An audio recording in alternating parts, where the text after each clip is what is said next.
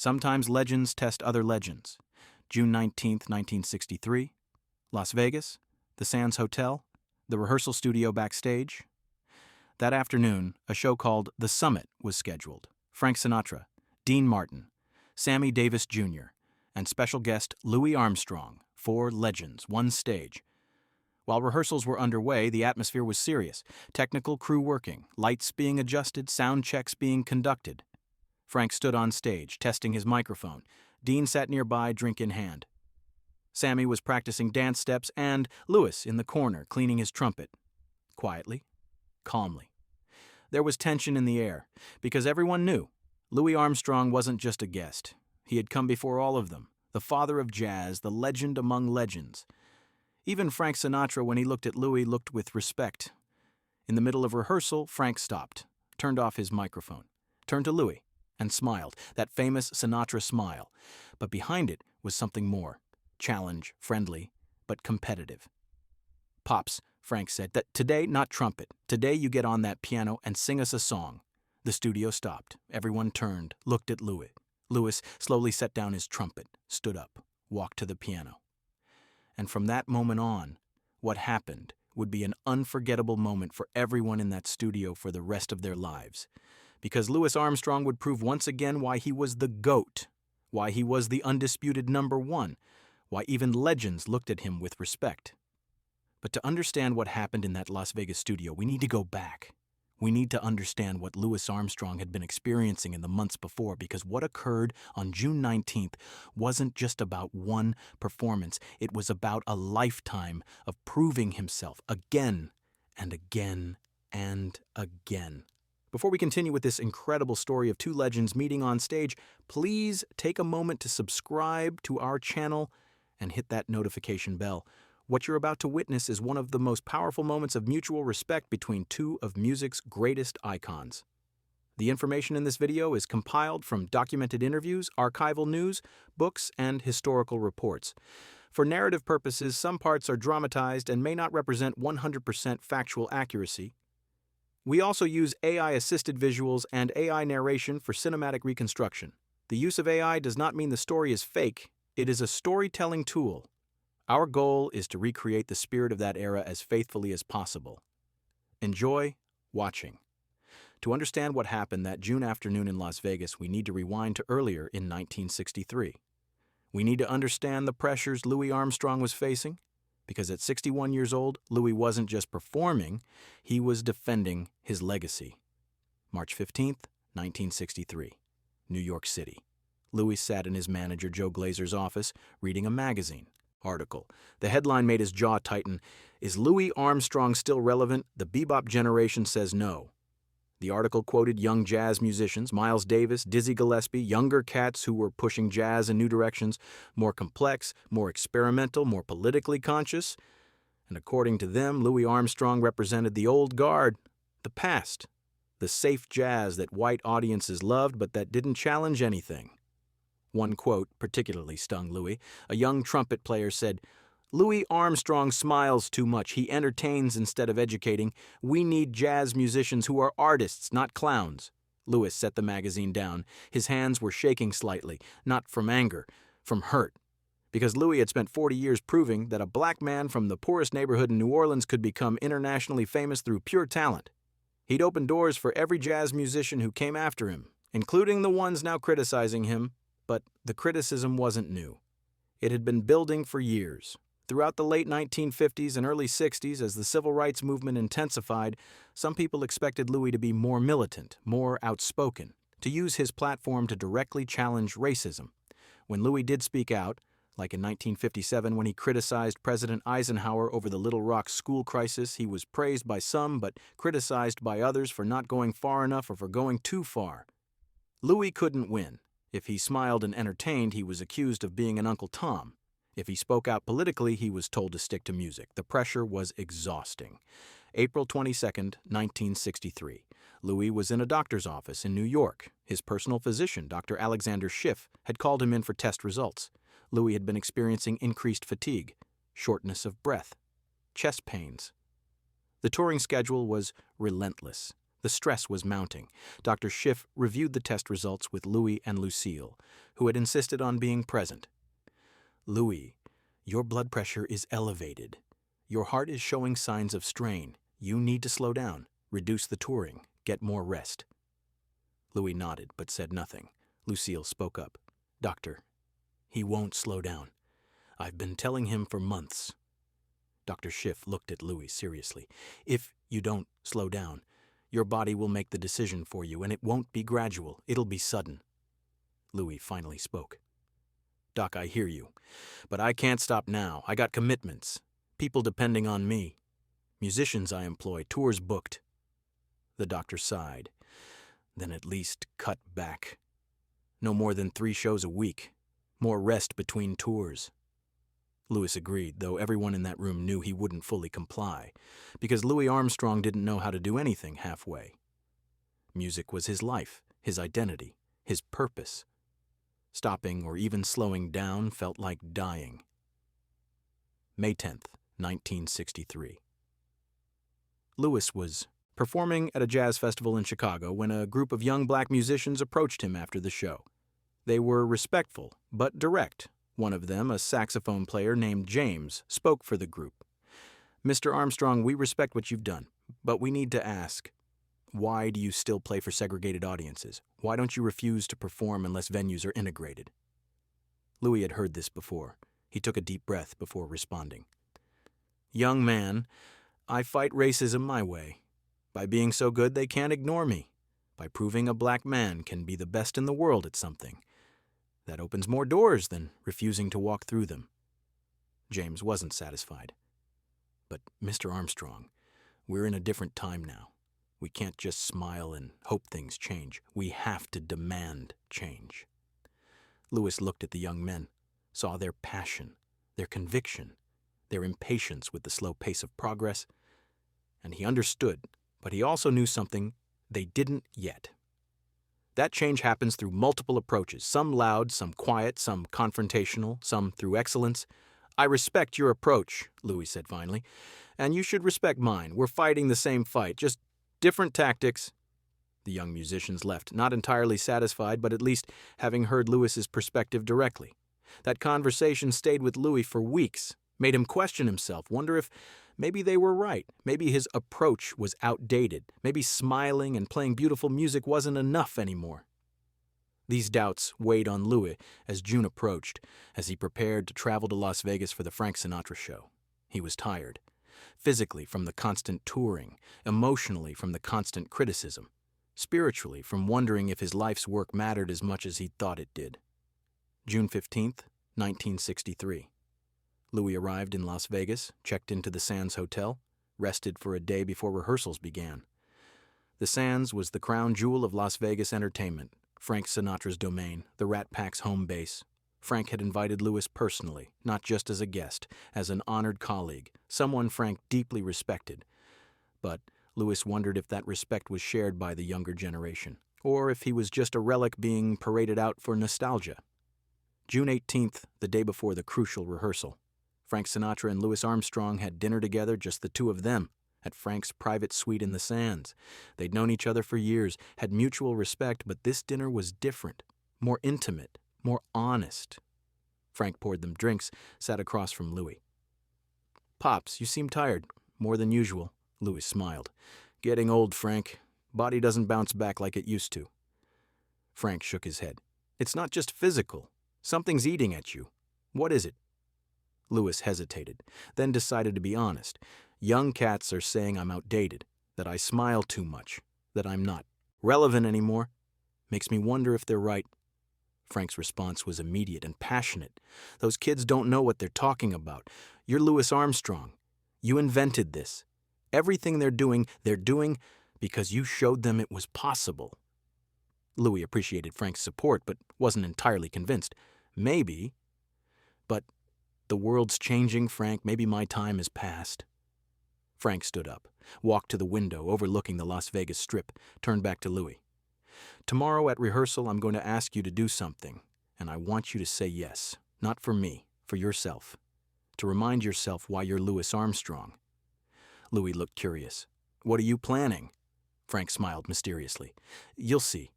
Just trust me." That conversation set the stage for what would happen the next day. Frank had a plan, not to embarrass Louis, but to showcase him, to remind everyone in that room, including Louis himself, why he was legendary. June 19th, 1963. Rehearsal day. The backstage studio at the Sands was packed. Frank, Dean, Sammy, the orchestra, technical crew, assistants, producers. About 50 people total. They were running through the show's set list, working out timing, coordinating movements, making sure everything was perfect. Louis sat in the back, watching. He was scheduled to join them for 3 songs, all trumpet numbers. Standards he'd played 1,000 times. The rehearsal was going smoothly until Frank suddenly stopped singing mid-song, turned to the orchestra. "Hold on, I want to try something different." Everyone paused. Frank walked to where Louis sat. "Pops, come up here." Louis stood, grabbed his trumpet case, started walking to the stage. Frank stopped him. "Leave the trumpet. You won't need it." Louis looked confused but set the case down, walked to the stage. Frank led him to the grand piano sitting stage right. "Pops, I heard a rumor that you play piano, that you actually started on piano before trumpet. That true?" Louis smiled. "Long time ago, Frank. I was a kid." Frank grinned. "Bet you still remember. Sit down. Play us something, and sing." The room went completely silent. This wasn't in the script, wasn't planned. Nobody knew what Frank was doing. Have you ever been challenged to prove yourself when you least expected it? How did you respond? Share your thoughts in the comments. Louis looked at Frank, saw something in his eyes. Understanding, respect, faith. Frank wasn't trying to embarrass him. Frank was giving him a stage, a moment, an opportunity to show everyone who Louis Armstrong really was. Louis sat at the piano bench, looked at the keys. It had been years since he'd played piano seriously. He used it at home sometimes, to work out melodies. But performing on piano? That was different. The room waited, 50 people holding their breath, wondering what would happen. Would Louis decline? Would he struggle? Would this be awkward? Louis placed his hands on the keys, took a breath, and began to play. The song he chose was "What a Wonderful World," a song Louis had recorded, but that wasn't yet the massive hit it would become later. His fingers moved across the keys, not with the technical precision of a concert pianist, but with something deeper, soul, feeling, decades of musical understanding. And then Louis began to sing. His voice, that distinctive Louis Armstrong voice, gravelly, warm, full of life and experience and joy and pain and everything human. The effect was immediate and overwhelming. Within seconds, the atmosphere in that rehearsal studio transformed. The casual working environment became something sacred. Technical crew members stopped adjusting equipment. Musicians set down their instruments. Everyone just listened. Dean Martin, known for his casual attitude and ever-present drink, set his glass down, stood up, walked closer to the piano. Tears visible in his eyes. Sammy Davis Jr., one of the most talented performers of his generation, stood completely still, hand over his mouth, overcome with emotion. The orchestra members, professional musicians who'd heard thousands of performances, were transfixed. Some were crying, others had their eyes closed. All were experiencing something rare, true artistry. Frank Sinatra stood beside the piano, watching Louis. And Frank, the voice, one of the greatest singers who ever lived, had tears streaming down his face. Because in that moment, Frank wasn't a star. He was a student, watching the master. Please subscribe if this story's moving you. What happens next will show you the true depth of respect between these two legends. Louis played for 4 minutes, every note perfect, every lyric delivered with meaning. When he reached the final line, "I think to myself, what a wonderful world," his voice cracked slightly. Not from age, from emotion, because Louis meant those words, despite all the criticism, despite all the doubt, despite all the pain and racism and struggle he'd faced his entire life. Louis Armstrong still believed in a wonderful world. The final note faded. Silence. Complete, absolute silence for 5 full seconds. Then Dean Martin started clapping. Slowly at first, then faster, more energetically. Sammy joined in. Then the orchestra. Then everyone. Standing ovation. In a rehearsal studio. For a performance nobody except the 50 people in that room would ever hear. Frank Sinatra didn't applaud. Instead, he walked to the piano, put his hand on Louis's shoulder, and when Louis looked up, Frank said 3 words. "You're the GOAT, greatest of all time." Frank said it loud enough for everyone to hear, not as a joke, not as flattery, as simple truth. Frank Sinatra, at the peak of his own legendary career, declaring that Louis Armstrong was the greatest. Louis stood from the piano. Frank pulled him into a hug, right there, in front of everyone, and Frank whispered something only Louis could hear. "Don't you ever doubt yourself again. Don't you ever question whether you matter. You're the reason all of us are here. You showed us how." Louis's eyes filled with tears, not from sadness, from relief, from validation, from being reminded of something he'd forgotten, that his life's work mattered, that his approach, his style, his decision to fight racism through excellence rather than confrontation had value, that Louis Armstrong's legacy was secure. The rehearsal couldn't continue immediately. The emotional intensity was too high. People needed a moment. Dean walked up to Louis, extended his hand. "Pops, I thought I understood what you were about. I was wrong. There are no words." Sammy hugged Louis. "I grew up listening to you, trying to learn from you. Today I learned more in 4 minutes than in 20 years of listening to records." The orchestra members came up one by one, thanking Louis, telling him what his music had meant to them, how he'd inspired them to become musicians. A young trumpet player in the orchestra, maybe 23 years old, approached nervously. "Mr. Armstrong, I'm one of those young cats who's been critical of your style. I thought you were too old-fashioned, too commercial. I was an idiot. I'm sorry." Louis smiled at him, put a hand on his shoulder. "Don't apologize for being young and passionate. Just remember, there are many ways to fight, many ways to make a difference, all of them valid." That young trumpet player never forgot that moment. Years later, he'd become a respected musician himself, and he'd tell anyone who'd listen about the day Louis Armstrong showed him what true greatness looked like. After 20 minutes, the rehearsal resumed, but everything had changed. Louis played his trumpet numbers, but now everyone understood. Louis Armstrong wasn't just playing notes. He was pouring 70 years of life into every sound. His trumpet wasn't an instrument. It was his voice, his soul, his story. When rehearsal ended 3 hours later, Frank asked Louis to stay. The crew left. The musicians left until it was just Frank, Dean, Sammy, and Louis. The 4 of them sat on the empty stage. Frank spoke first. "Pops, I need to tell you something. When I invited you to this show, it wasn't just as a favor. It wasn't nostalgia. It was because this show doesn't work without you. We're entertainers. You're an artist. There's a difference." Dean nodded. "Frank's right. We sing songs. You create experiences. We perform. You transform." Sammy added, "Everything I do, every move, every note, I learned by watching you. Not just the technical stuff, but the heart, the joy, the way you connect with audiences." Louis listened quietly. Let their words sink in. "Thank you," he said finally. "Today I needed this, needed to remember why I do what I do. Frank, you gave me that gift." Frank shook his head. "No, Pops. You gave us that gift by showing up, by sitting at that piano, by reminding all of us why we fell in love with music in the first place." The 4 men sat there for another hour, not rehearsing, not planning, just talking about music, about life, about the pressure of fame, about the responsibility of influence, about getting older and wondering if your best work is behind you. Louis shared his doubts, the criticism from younger musicians, the questions about relevance, the physical exhaustion. Frank, Dean, and Sammy listened, understood, because they faced similar pressures. Maybe not identical, but similar.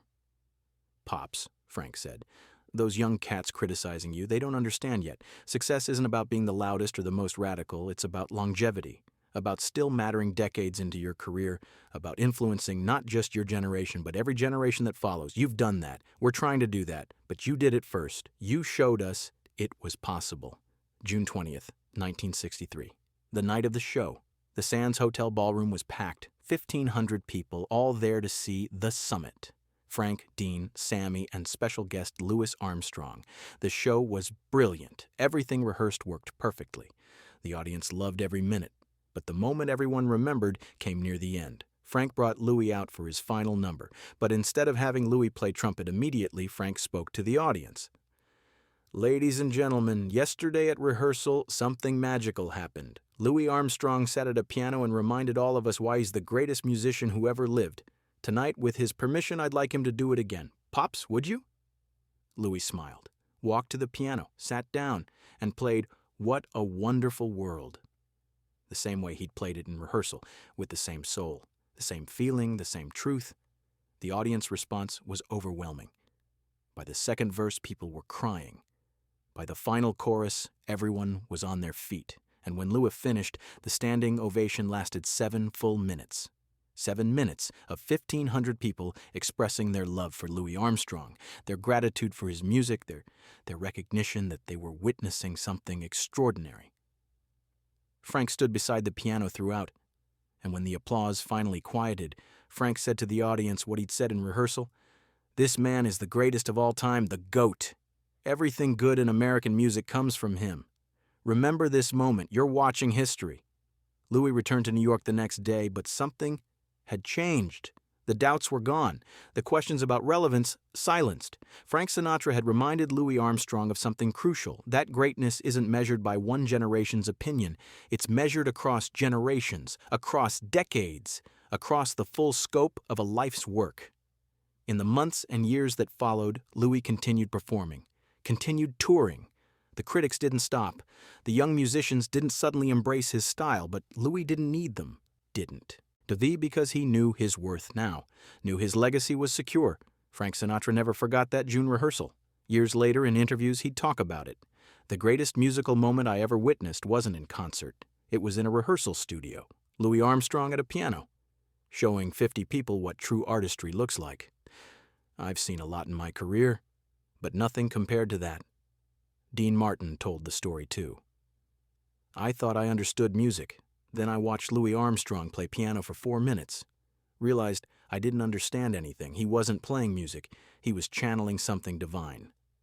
Sammy Davis Jr. would say, "If you want to know what greatness looks like, it looks like Louis Armstrong sitting at a piano in a Las Vegas rehearsal studio, making Frank Sinatra cry, making all of us realize we're students forever." The recording of that rehearsal performance was never officially released, but bootleg audio circulated among musicians, became legendary. Young jazz students would seek it out, listen in reverence, try to understand what made it special.